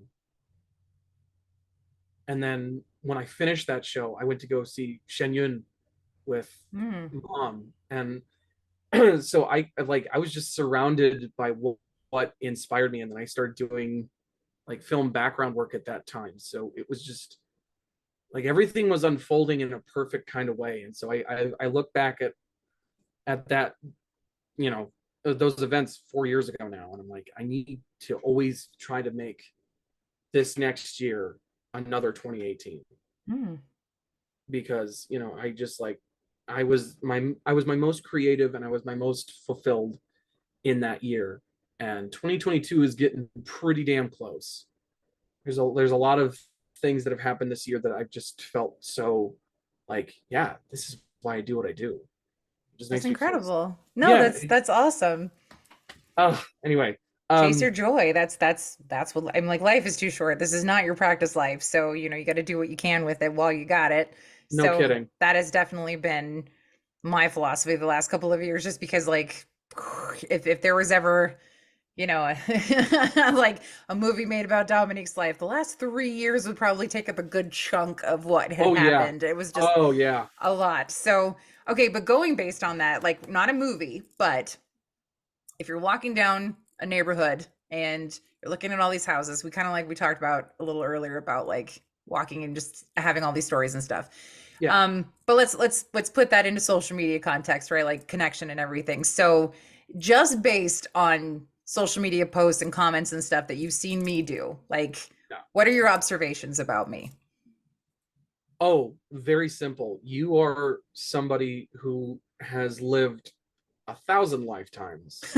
Like, the fact that you have lived in Italy, Hawaii, and then came back to the States, that you are a teacher, you are a graduate with what, Two three, master's degrees. two masters, that you opened up your own business, that you are a successful single mother, and a even more fabulous writer. What? I'm Okay. I will not lie in saying that my mom and I very much look up to you and like want to try and emulate a lot of the things that you do, Okay, because hold on. Hold on. You realize like your mom was like a huge strength for me oh yeah, no, when she's been the same for me. Like, she's told me stories of what she did, and I'm like, you've led an amazing life, and she always says, yeah. "You didn't." And I'm sitting there going, you just told me the story of when you were good friends with John Ritter. Okay, Yeah. Yeah. Her you stories just are told so me, great. yeah, you just told me of when you used to just casually walk through Paramount and do all this stuff. Which, oh man, okay, side tangent. Before the end of last year, I was working on the Showtime series Super Pumped, Hmm. the Joseph Gordon-Levitt Uber series, and I was doing background on that, and we shot that on Paramount. And I remember at one point I was standing in line at lunch, and I realized I'm standing in the same place my mother has. Like, and then I went home that same night and I told her I was at Paramount. I was where you were. And she's like, yeah, you probably were. And then we were just talking about like all the things, and she was laughing. She's like, good to know that Paramount hasn't changed that much since last I was there. Hmm. And it was even more incredible to be, because I've had the ability to be at the Fox studios, I've been at the Universal Studios backlot, I've been pretty much to every major studio save for Warner Brothers. I've yet to work a Warner Brothers set, which is kind of a big dream because I love Warner Brothers films. Um, but walking Paramount and not only realizing that a lot of my heroes have walked that lot, but that my own mother walked that lot. Yeah. That Isn't that became the most crazy? surreal and proudest experience of like, she did it, and now I'm doing the same. Hmm. So these things that people keep saying are impossible, they're not. If you just keep applying yourself, you can really make connections that you didn't think was going to happen before. Oh yeah, no, that's literally that's been every single interview that I've done with anybody that has signed up to do this with me. That is the one thing that I think has been the epiphany. Like don't let things stop you. Don't let, your dreams be labeled too big to go after because it's all possible. You just have to really put one foot in front of the other and make it all happen. And To quote my favorite Shia LaBeouf meme, don't let your dreams be dreams. just do it. Just Yeah, do it. do it. But yeah, so that Ugh. it's funny that you said that you and your mom emulate. That's funny because like I just remember when I decided to end my marriage and and then step out on my own with my kids in tow. I was talking, to mom about it, and I was just like, I don't know what I'm gonna do. And she was just like, you'll know, and you'll do it well because that's what you do. Yeah. And I just thought, like, and then I remembered, oh, but you had to do this when you and dad split, and you did it, and you did it well, and you see that same strength. Oh man, we've I keep telling her all the time, you're an amazing mother, right? Oh God, And she please tell keeps, me she says yes. no, she says, I wish that was true. And I have to remind her, I'm like, Mom, you raised two kids and took care of your mom on a teacher's I salary. was about to say on a teacher's salary, by the way, Yeah, in the most expensive state in the union. and fighting a narcissist ex-husband the whole time. Like, The, come the on. the fact that she was able to keep a roof over our head, food in our bellies, and clothes on our back, and gave us the life that we had, which was Hmm. really good. Yeah. I'm forever and eternally grateful to that woman, because not only did she make me realize like what a good parent should be, she also gave me like, she showed me what a good life is meant to be. Even if you're having a hard time living it, if you can just keep a positive outlook and you don't let the bad really get to you, Right. you can have some really great times. Like, I was I saw her yesterday and we were laughing about how our house was basically the setting of a sitcom that was never filled or never filmed. Oh Um, my God. because we had a constantly rotating cast of characters. And then I was telling her, I said, yeah, my moving out felt like the series finale. And now I'm starting season one of my version of Frasier. I hope it's just as good as Cheers, you know. But I don't know yet. I'm still in that Right. first season where you've got some crossover characters, but you have a lot of new characters, and you You don't got a know if lot of you're gonna, wonky writing, and the yeah. jokes aren't always falling the way you think they will, But then but you it have all works out. yeah, then you have that one episode where everyone goes, okay, I can stick with the show for another season. I'm in. He's got me. I'm Yeah. in. Yeah. So I think I had that episode last week with how, because I had one of the best performance weeks leading up to Halloween, and then on a Halloween night. Um, I wish I could give the details, but I can't break character. It's But okay. what, It's what I okay. what I can say is that at the end of every performance, I really felt so I felt seen as an actor, which is something you always want. and something you're always hoping for. And when you have film students and film professors who love to come through this place and tell you, yeah, you're really good, you are terrifying, I believed you were going to hurt me and then you never did, that is something that, it says, yeah, you're on the right path. Yeah, you're doing what you're supposed to. And then with this whole California Jones thing, I had one of our members reach out to me recently via a private message, and he said, you don't know this, but your posts, your videos on your YouTube saved my life. Hmm. He's like, you and several others really saved me from myself, and now I have something to always look forward to. I have this passion that I can grow and cultivate, and it's because of you. And I kind of sat back and I thought, I did that. Yeah. No, see, like, because when I was growing up, it was always somebody else inspiring people, and that they inspired me. But see, when I you follow your passion, though, you end up creating what is known as the blast radius because Mhm. you're radiating happiness and joy. Yeah, and And it sparks off happiness and joy in other people because then they realize, oh my God, like I can do this thing. I can embody this thing that I really love and people aren't gonna it think I'm weird. Like I can do that. it blew my mind how many people I had coming up to me and asking me various questions of different cosplays of like, hey, is this a good place to get this item, or is it a good place to get that item? And again, I had that moment of, oh, I'm that guy now. Mm-hmm.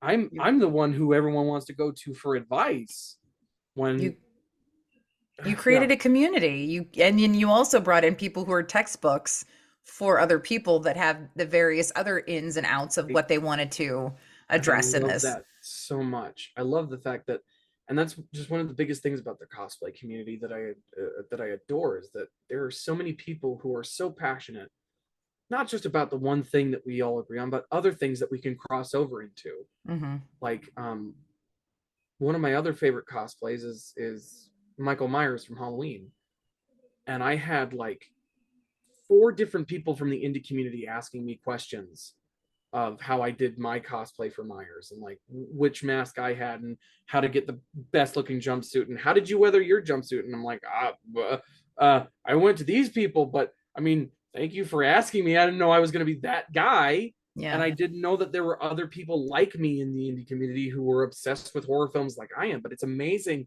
the bleed, like the bleed through from one fandom to another, Oh yeah. because you'll have you'll meet some indie fans who then bleed into like Lord of the Rings fandom or bleed into Star Wars. And it makes sense for Star Wars because they're owned by the same company, Lucasfilm.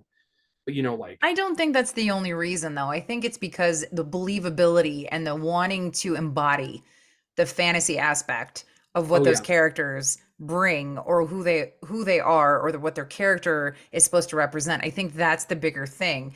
And being the junkie historian nerd I was, like I gravitated towards Renaissance fairs and LARPing oh, events and all of it because if you got to live that historical timepiece and you got to dress up and then everybody spoke in character and everybody spoke in timepiece and it was great, and that's those the are the biggest. types of people that will then, oh, okay, well now that we've done this thing, let's do Sherlock Holmes steampunk edition, like Yep, yep.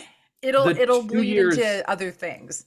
oh yeah, the 2 years I worked Renaissance Fair, two of the best years of my life. I was tired Oh after every yeah. weekend, but you meet such wonderful people, and then you get to be a pirate, or you get to be an Italian, or you get to be a noble for a day. Yeah. People believe who you are.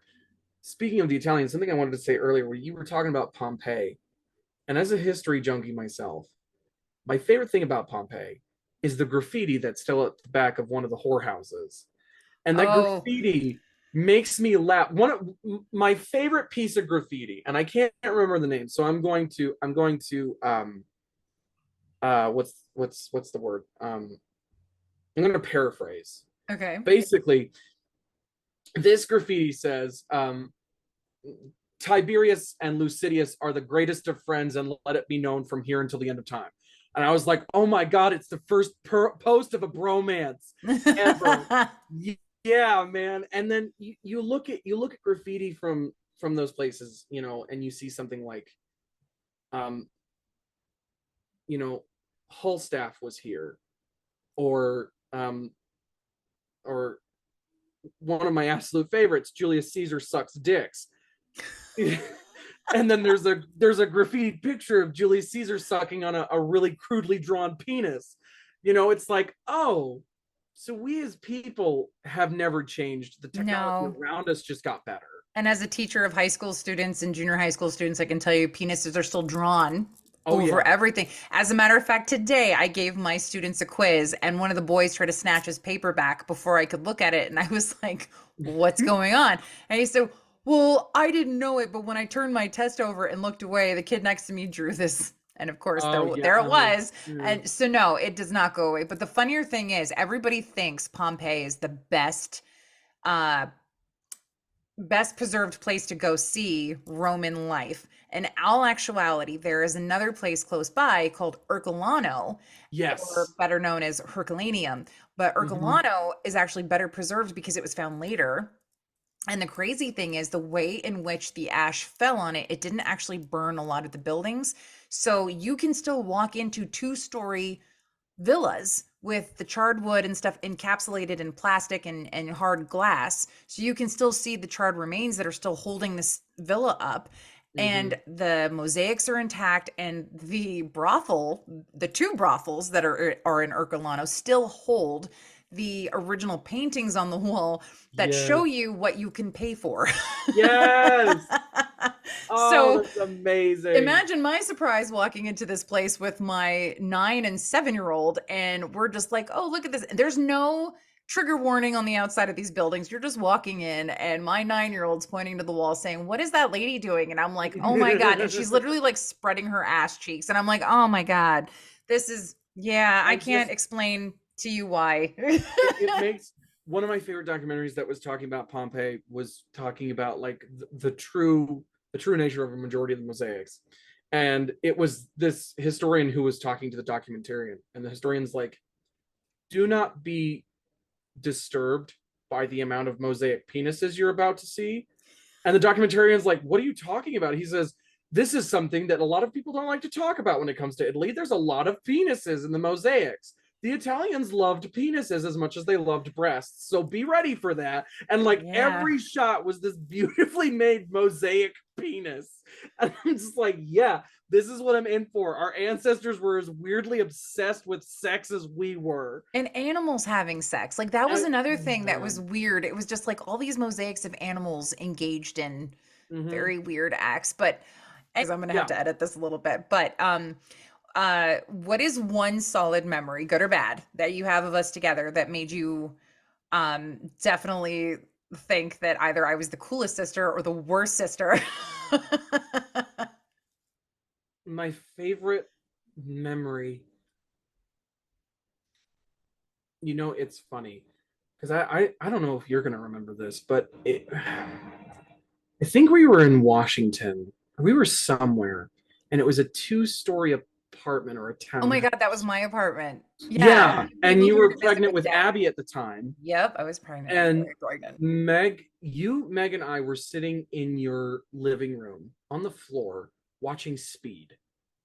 Oh my God. Yeah. And I Okay. remember at one point you straight up fell asleep. And Megan got bored and wandered off, and I was just sitting there watching Speed by myself. And then at some point, I think Dad came to get us, and I didn't want to go because I was just having a lot of fun hanging out with you at your apartment. No, okay, so the issue was you guys were staying at my apartment, but it had gotten late and he was trying to put you to bed. And that's when I Oh, woke up and you accused me of snoring. And I was like, I wasn't snoring. Actually, Dad was in the next room on our computer. He was like chatting or something on the computer. So when he came in the room to wake me up, I woke up because I thought Lewis had come home, my ex-husband. oh, You were just like, no, I want to watch another movie. And I was just like, no, it's so late. It was like 11 o'clock or something. And was it? Oh my yeah. God. And then Meg had come back in the room and she was just like, oh, we're going to watch another movie. And like it started this whole debate between you and Megan about getting to watch another movie. And I'm like, I'm already falling asleep on the, like, I can't stay up. But yeah, I That's like remember that. That was funny. that's a core memory of mine, and it's just one of Your my. pregnant sister snoring next to you. That's hilarious. And of course, a brother would have that memory about. and, Yeah, I mean, there's a you lot couldn't of like. remember that we took you to the Space Needle. You couldn't remember that we I went remember the to Space Needle. I the remember how music awesome Space. experience. Like Yeah, none no, of I this. remember all of that. No, but for me, because it's such a Finley thing for us to remember, like the really silly parts. Oh yeah. There's like one of the best moments I had with mom in the last couple years. We were in the laundry room and we just started randomly dancing. No Aw. music or nothing. We just started randomly dancing. And then at one point I turned to her, still dancing, and I was like, this is how I know I was not switched at birth. This is how I know I was son. And she just like we lost, and she's like, yeah, there was no mistake at the hospital. You're my kid. Okay, And it's so like that it's is stuff like definitely a that. Finley trait because I dance in the kitchen all the time, all the time. And I will straight up come up behind the kids and just be like, and they're just like, "Mom, God, cringe," And of Yeah. course, like I am gonna tell you my favorite memory of you was Oh, please. I was visiting and I think I was 16 or 17 when I was visiting. And it was near Christmas because I had flown into California to visit from Hawaii. And you're you were like really agitated, like you just wanted to play. And Meg was just like, oh, like she was getting frustrated with you. So she was like pushing you and stuff. And I was like, no, Meg, he wants to play. And she was like, okay. Like she wasn't tracking what I was trying to say. So I just like lobbed a pillow at you and it knocked you over. And you got so mad. And you were just like, I said I wanted to play. I didn't say I wanted to fight. And you just got so indignant. And I was just like, well, then throw it back at me. And you were like, fine. And you threw it back. And then I started laughing and I threw it back at you. And then you just started erupting into laughter. And it was like this 3, 4 year old little chuckle laughter. And you would not stop laughing. I And we ended up having a pillow fight around the house, up and down the stairs, throughout the bedrooms. You hid under a bed like at one I point, remember that. I and I remember couldn't that. find you. And I was so like, oh my God, did he like leave the house? So I'm like getting mom, and I'm like, Mom, I think he left the house. And then you grabbed my ankle at one point and scared the ever living shit out of me. And I was just like, but it was like, it was such a fun thing that we did. And it was just that is like my favorite memory. And I think I had taken a couple of pictures of you and We Meg have like that. right after, and your cheeks are just red and super glowy. And that is like my absolute favorite We memory. have at the house the picture of the aftermath. And Meg and I are sitting in your lap, and we just all have these big smile on our faces. And that's one of my favorite pictures of us. Yeah. Like it's that picture that the main character looks at in a 90s movie before the end credits roll. And I'm talking like one of those old like Clerks kind of Yeah. low budget films. Maybe we need to get together and do a siblings clerks. Oh man. You know what's funny? I'm still trying to get it, but I was writing a script that is the perfect 90s film in my opinion, and it was called All Back Home, and it's about this guy who is going home for the holidays with his fiance, and he's been trying his best not to have that happen because he's worried that his fiance is going to think his family's really weird. And I based everyone in the film off us, and just like the entire film is him kind of reliving all these childhood experiences and remembering all this stuff and realizing my family's awesome and I don't care what anyone says about it. We are. We're kind of cool. Yeah, I like to think so. Yeah. I really like to think so. Um but yeah, I'm I'm glad you reminded me of that. It's been so long since I thought about that. That's a good memory. I'm gonna have to dig through my trunk of pictures and send you the picture. I think of because I think I had you up on my feet at one point, like Supermaning, and I had like the Yes. camera, Oh and my I god. had like the picture of you Supermaning over me. It was so cute. Oh my god, I Okay, remember that. okay. Oh, So last question, and then yes. I have to say goodnight. But okay, ask me anything.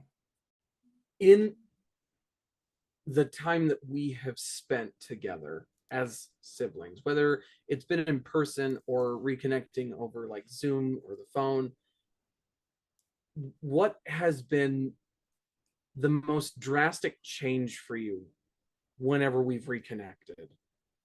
Change for like in what way?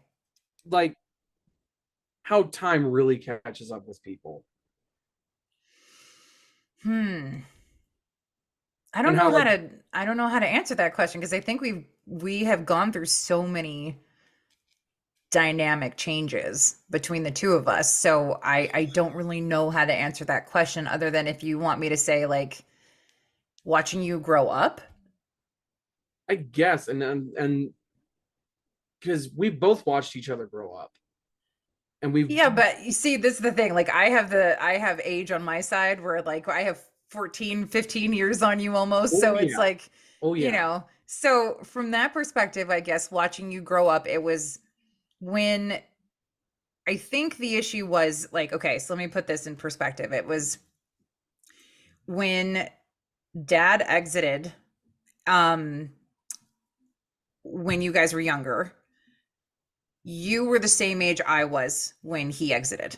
And for me, I always felt super protective of how that was going to impact you. So I tried my best to stay like in contact in a way where you knew I was like as close as and I lived in Hawaii, so it was really difficult at the time. And we didn't really have a lot of online stuff going on. So that not was like kind of today. impossible. No, not like this at all. And had that been, I probably would have been in contact at least like once or twice a week. Um, so watching that play out in my younger sibling and just really worrying about the type of damage that was going to cause because I knew like I had issues from him exiting, our family at the same age, and it was just very much like, okay, I don't ever want to see him repeat that pattern with somebody else, and I don't want that to be where he feels like that's how, people are. I don't know. It was just very much like I was afraid that it was going to cause irreparable damage. So when it first happened, I always kept a close eye and I just kind of made sure that I stayed in contact with mom and just made sure that I was like checking in on you guys.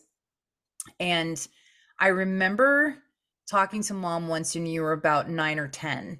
And she said you were having a really hard time because dad was in and out and he wasn't very, solid. And Yeah, then, Grandpa Finley passed away, and that was a really huge hit to all of us, but it had really affected you. And I just remember feeling so sorry that I wasn't able to be in person there because at the time we were living overseas and it was very difficult for me to like come back and forth. So the dynamic that I've seen in you as an older sister is that you went from taking this real shitty situation and using your mom as the catalyst for not allowing it to sink you. And then also using and being able to utilize all of these people around you who were positive and amazing and loving and just like willing to be an inspiration to you, and you using that as a reason to do better and be better than the example that we were given. So that is probably one of the most I don't know, like I'm very proud of you because that could have turned badly and it didn't because of who you are and how strong you are, and just watching you become this person who is very passionate and very colorful and very storyful and like all of these things, and just to know that this rainbow kaleidoscope of a person that you've become was not because somebody left and caused damage, it was in spite of. and it almost there were a lot of times where it almost became that it became the Hmm. opposite, but it it was I could have easily become a jaded person because of the cards I was dealt as a kid. But I looked at my heroes, which I mean, they were all fictional characters, but I still looked at my heroes and I realized, you know, Luke Skywalker didn't have a dad. Indiana Jones had a very strained relationship with his dad. Um, and I remember when I was mercilessly bullied at school for being the kid that I was. I remembered I could always come home and I could understand that there's always another day by, watching one of my greatest heroes, Luke Skywalker, fail in Empire but come back stronger in Jedi. I could always be taught this valuable life lesson from Jean-Luc Picard in Star Trek Next Gen, because no matter how bad the crew of the Enterprise got it, he'd always have something to say, whether he Right. was quoting Shakespeare or some famous 21st century writer or just whatever dialogue he was given. He always had something to say that resonated with me. Or, I had, I could go to Jumanji, and yeah, Alan Parrish was alone for 26 years in that game, but he realized, I can become a jaded person like my dad, or I can be a better person. So I always had inspirations. And then I had a granddad who would call me almost every single day and just talk to me about everything. And there's still times, I'm not gonna lie, there's still times where I'm waiting for my phone to ring one Hmm. more time and have one more conversation and just catch up on everything and get one last piece of advice from somebody who seemed to have all the answers. Always, he always had the answers. Uh, But I think that's what, I mean, even for me growing up, it was very much like this can either build me up or this can sink me. And it built me in a way where I felt like I had to be self-sufficient and I had to be resilient, because if I wasn't, then I had nobody else to blame but myself for that. So and that's why mom and I always tried to emulate you, because of your self resilience, because you never let any of the shit that hit the fan in your life sink you. You looked at it, you kind of gave like this sort of, I guess, like Jamie Lee Curtis response of like flipping it off and saying, fuck you, you're not what defines me, I'm what defines me. I love Jamie Lee Curtis, by the I, way. So that oh is my like the god, best compliment ever. she's one of my favorites. Why do you think I've stuck with the same serial killer franchise Oh my for as God. long as it's been around? Oh man. But yeah, you never let anything sink you. I think that's why I've just always been so amazed and inspired by you. Is just because you're somebody, in my opinion, to emulate. And that's why I got really excited when you were like, let's do this podcast. Hell yeah. Because I mean, not only is it a chance to get to catch up, but it's more of a chance to get to know you more than I thought I did. And Really? oh yeah. Because you always think you know somebody, especially when they're family, and especially when you've spent as much time with them as we have together. Hmm. But then you have something like this where you just kind of say, all right, cards on the table, this is me. And Yeah. you know I'm not going to be any other way for anybody, so you can either take it or you can either leave it. And that's something that I've always appreciated about our family, is we've always been very open about that. It's just like, hey, listen, I've seen too much shit, and I don't care anymore. So Yeah. either we can be the best of friends, or we can just fuck off and go live in our own worlds. And Jamie Lee Curtis said ever, Yeah, I would quote. I think my favorite line of hers from Halloween Ends, but I don't want to spoil anything from anyone who hasn't seen it yet. I haven't. And I I know have how. not yet. And it's like, Okay, it's sacrilege. I kind know, I'm of sorry. no, it's fine. It's kind of been a divisive film, like the last two in the series. Although 2018 was more well received. I love all of them, and I think this one, in my opinion, being the Myers fan that I have been since I can remember, to me, it is a better way to finish off the series. Like, I used to think H2O was the peak of where they should have killed him, but Hmm. for some reason, Halloween Kills just, or well, I mean, that's my favorite of the series now. But Halloween Ends, like in my opinion, like I watched that film twice, and both times I came out of it thinking, this is the only logical way they could have done this, and it makes sense because it's basically its message is generational damage. Yeah. Like what I happens to don't the really character. watch a lot of them, so I think That's I've fine. seen maybe three. What what I really loved about Halloween Ends was it just said what happened 40 years ago can happen tomorrow. And Mm. if you were the one who saw it happen 40 years ago, like Jamie Lee Curtis's Laurie Strode did, you know the warning signs and you can stop it before it happens again. And once you stop it, you have to turn and face the demon that made you that aware. Well, shit. That sounds like some generational trauma code breaking that is going on then, because that's shit, that's a lot heavier than I thought a horror movie could What I get, but okay. so what I always look at films critically because in my opinion, any film can be looked at as a really great story. Hmm. Some of them not so much. Other ones, what I loved so much about these three new Halloween films is that they were the five stages of grief.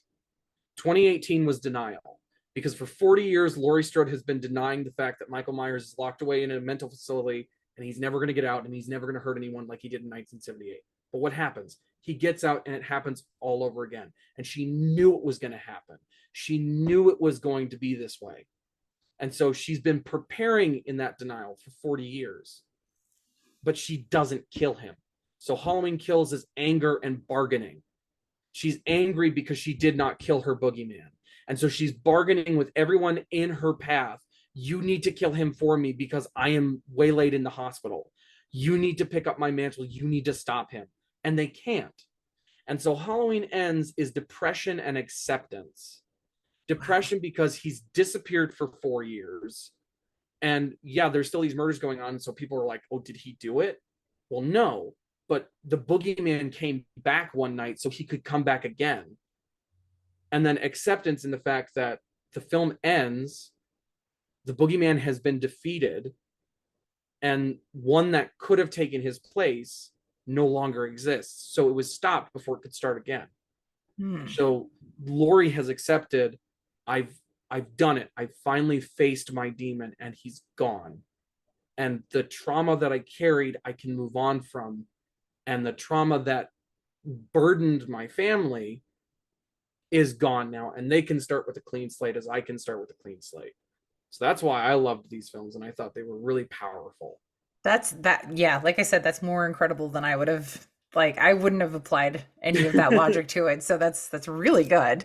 Well, Okay. one of my favorite, and then I'll stop talking. Um, It's okay. Just it's getting one late. of, We gotta I understand. But one of my favorite writers, Clive Barker, wrote this incredible short story called "Coming to Grief," Hmm. which is a horror story that talks about a girl who goes back to her childhood home and has to tear it down because her mother's dead, and she just wants to burn everything. She wants to throw it all away. She has nothing she wants to do with it. But the further she goes into it, the more she realizes that it means more to her than she thought. And there was this pit that was not too far from her house that she would always look down into. And there was always something that was like drawing her in. She kind of wanted to throw herself down into that pit because she thought maybe there was something down there that could take her away from all this. And she almost jumps in at the end and then realizes no, my grief isn't what controls me. I control what I am. And it's just this beautiful story. It's a horror story, but it's a beautiful way of saying you can either let as we've been talking about, you can either let grief sink you or you can let it define you and carry you into a new tomorrow. right. So if you can ever find um the book Pure Evil, it's an old anthology of horror stories from 1984, 87. It was collected by a really shitty author named Richard, like Richard D. Win. No, not Richard. Something Winters. Richard Winters is the major from Band of Brothers and one of my personal idols. Um, but yeah, he collected these short stories and that's in there. And some of the other ones are great, except for Stephen King's Night Flyer. That's a piece of garbage. And I hate saying that because I love Stephen King. Like I have so many of his books, but I read Night Flyer and I was like, this is crap. But yeah, if you can ever read Coming to Grief by Clive Barker, highly suggested. It's a wonderful, wonderful short story. And Okay. so like when I read that, it made me say maybe I should look at horror with a more analytical eye. And that's what makes me sad is that there are a lot of great horror films, but they'll never get the recognition because everyone's just like, it's a horror film. Right. Well, I mean, if you think about horror, right, the people who write it are battling demons, Hmm. whether they be psychological, whether they be grief, whether they be depression, whether they be mental illness. Some of the best horror writers are literally taking their mental illnesses and writing them as if they're factual demons or monsters, and they have to slay the monster, they have to battle the demon, they have to exorcise the demon. Yep. And I think those are the best stories because really, if you put it in, it's not a horror story, it's a human story of how we're battling our shadows when sometimes we really just need to embrace them so that we can clearly see what it is that we're battling, and most of the time it's just ourselves. Yep. So that's what makes horror very, you know, I don't know. It magnetizes. I don't know, like it just you get drawn to it, and like psychological horror as well, because that's the kind of stuff that's like, holy Jacob's crap. Ladder is the greatest psychological horror film, and anyone who asks me what the best psychological horror film is, I will always say Jacob's Ladder. If you've never seen it, Oh, I've seen it. Tim, oh my god, yeah. Tim oh, Robbins. it's my Yeah, of favorite Tim course. Robbins film that isn't Shawshank Redemption. Of course. And that was a film that Frank Darabont was supposed to direct, but if I remember correct, no, Adrian Lyne wrote it. He was supposed to direct it, but he had to do something else at that time. Um, but that's just, oh my god, it's like one of the best psychological horror films, and so many famous horror stories now drew inspiration from it, like Silent Hill drew a lot from Jacob's Ladder. So anyone who's watching this podcast, if you've never seen Jacob's Ladder, do yourself a favor and watch that, because like shit you not, first time I watched it, I legitimately shed a tear. I was like, wow, that's how they ended it. Oh my god. Mm-hmm. Like it went in so many different places, and then I watched the deleted scenes, and it's like these scenes are great, but I'm glad they never made it to the final cut. That's Because like okay. to me, it's like Amadeus. It's a perfect film as it is, and Mm-hmm. to add or subtract would be too many notes.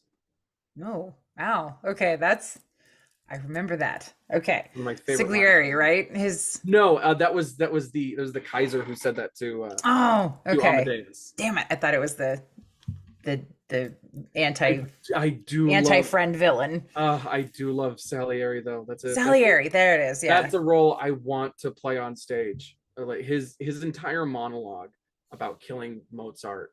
It's like one of the greatest monologues ever written by a singular writer. It's like the imagery in it is so powerful. Just that whole movie is art. Yeah, if It's you've never seen incredible. Amadeus, do yourself a favor and Yeah. watch 1984's Amadeus. Anyway, Oh, okay. Well, we're gonna end it there because I definitely need to end this before it ends up being a 3 hour long thing.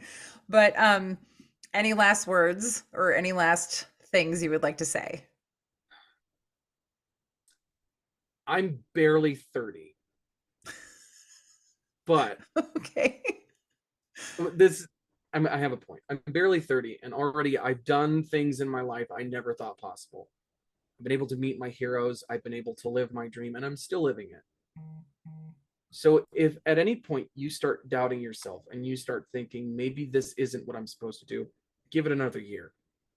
Oh Apply God. yourself Yeah. to it more than you already are, because at some point you'll be sitting back and it'll crash in on you like a wave of realizing, oh no, this is what I'm supposed to be doing. Hmm. And you'll be so happy. That's happened to me on so many sets where I will just look off, I'll see everyone getting a scene, just getting ready to go, and I think, yeah, I want to die doing this. As much as I love teaching, I don't want to die doing teaching. I know, I I understand. would rather die doing this stuff because this is way more like entertaining, and I love students, don't get me wrong, and I love learning the history and stories of my students, but at the same time, I can't take the soul crushingness that is the public education space just because it's so overwhelming and Why do you think not. mom was so happy to retire when she did? Yeah, and I'm going to take inspiration from her and just, not die teaching. So Oh, I will do something else, I'm sure, but that's you've already done so much. Like well, I'm let's see. You're excited. 27, right? Yeah. 27. Okay, by 27, I had lived in three different countries. Uh I want to say like 10 different states. I was living in Italy, and I just I am not one of those people that was trying to chase something. I think I was just allowing life to hit me with whatever. Um but I only chased the things that I knew were going to bring me joy. Oh yeah. So that's, I think, why I was able to have so much experience by such a young age. I mean, I was married at 19, had two kids by the time I was 25, so it was just, but even with kids in tow, like I just really did not let life stop me from doing things, especially if it was something I was passionate about. And me, I get passionate about stuff and like steamroll, so Yeah. that's fine. But it just got to this point, I think, during COVID where I was just like, okay, well, if this is what takes me out, then at least I can say I did things that created joy in my life and joy in other people's lives, because that was ultimately my goal.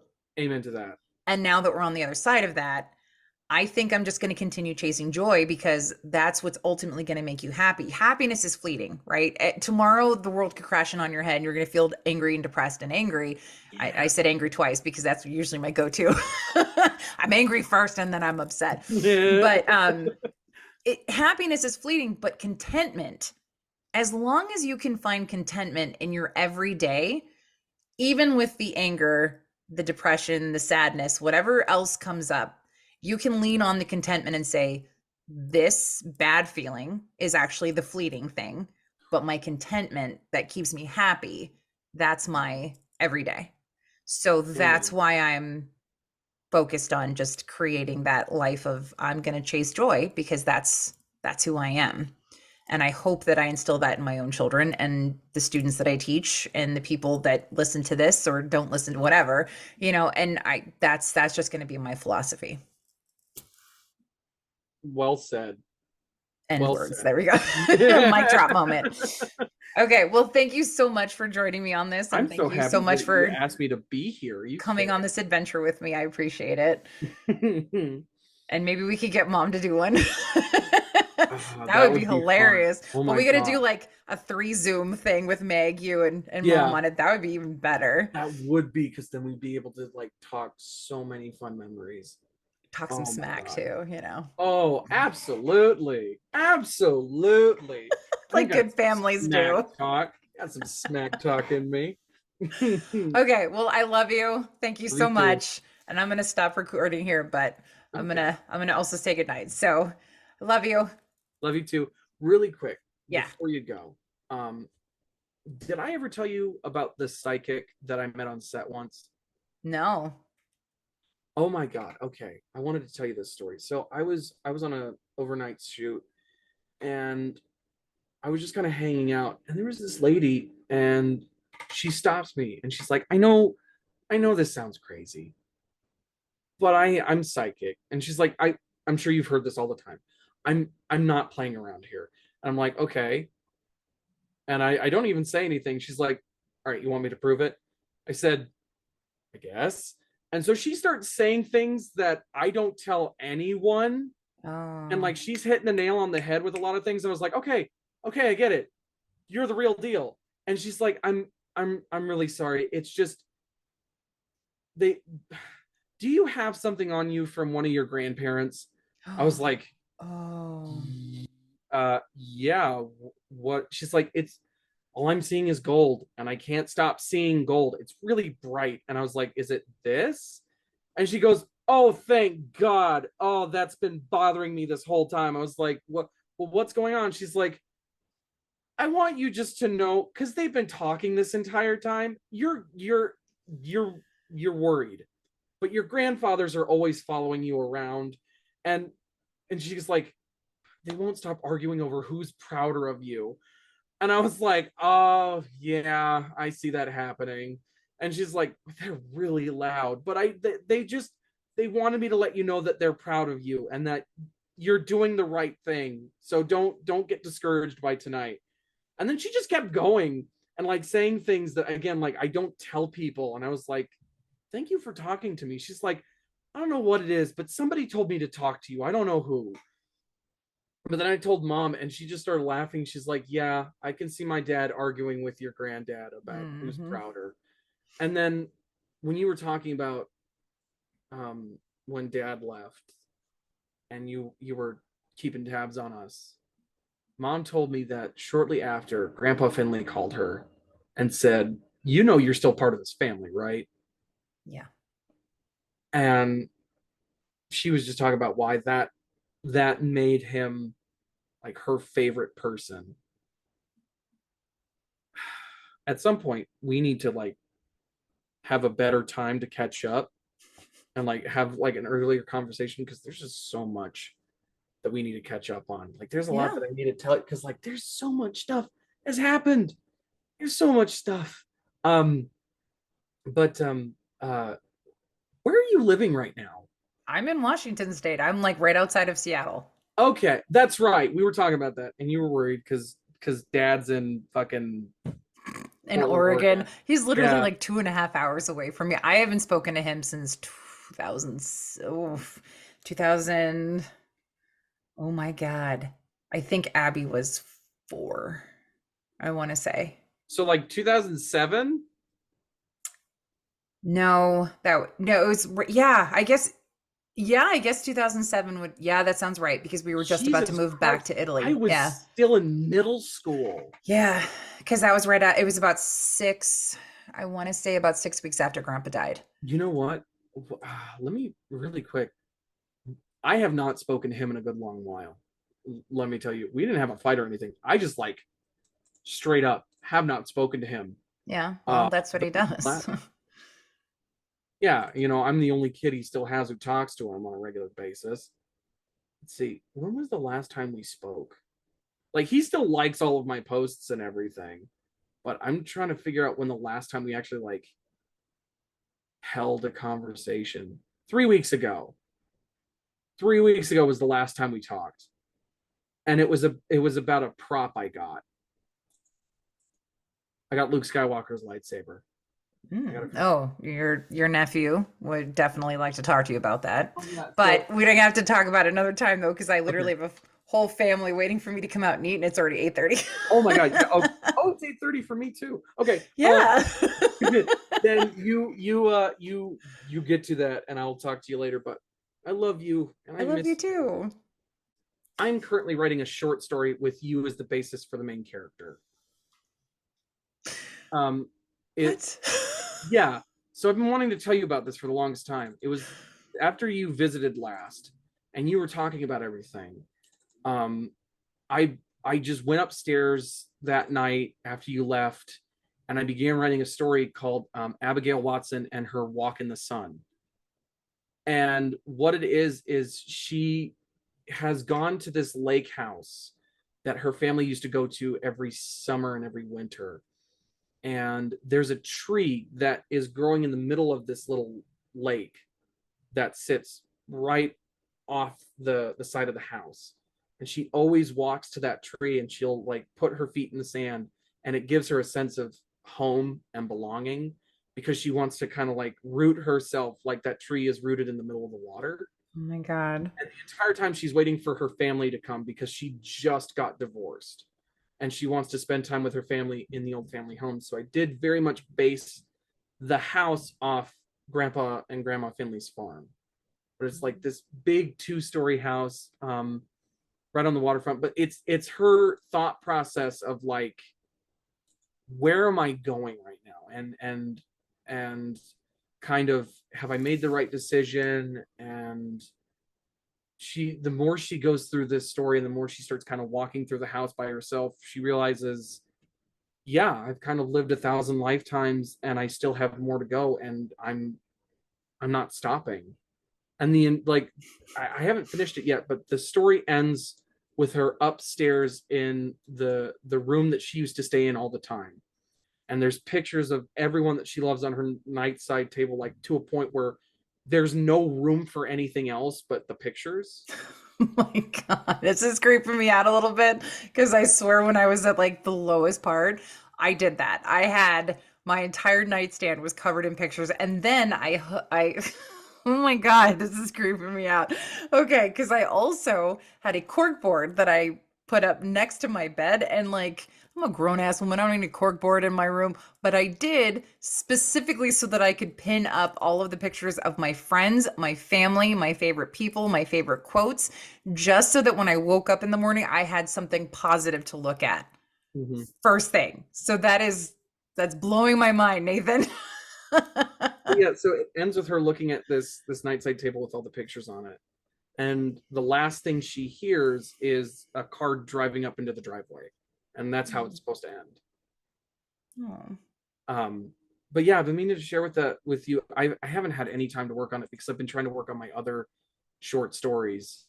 I have like 2 books in process that I haven't had the chance to work on either. They're all there. They're the characters, the dialogue, all of it. It's all there. They won't shut up. Exactly. So They until won't. I write it, it's going to keep haunting me, Yeah, but and I'm it'll worried that once happen. they do write it, they're still not going to shut up. No, of course not, because you've given them life then. I'll talk to you later, and I'll try to send you the draft that I have of the story. That would be perfect. Thank you. I can't wait to read it. And I'm Quick. so like humble, like thank you. That's incredible that you would base that on. Just thank you. A lot So of the people that I've met in my life have become inspirations for a lot of my characters. Like my favorite character, again, her name's Florence.